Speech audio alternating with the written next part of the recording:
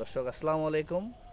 বছরের প্রথম দিনে আব্বার লাগানো গাছ থেকে রস সংগ্রহ করতে আসলাম। আপনারা এদিকে একটু দেখেন কি পরিমাণ রস পড়ছে দেখেন।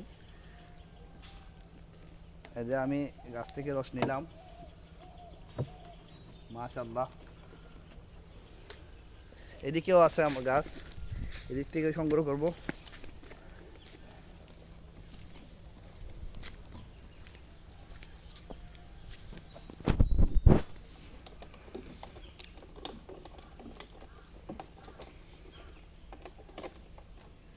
এখন দেশে রস নাই বলতে চলে, কারণ গাছ থেকে বিলুপ্ত প্রায় এই গাছগুলা কে সংরক্ষণ করতে চায় না, কারণ এগুলো দীর্ঘমেয়াদী পরিচর্যা করতে হয়।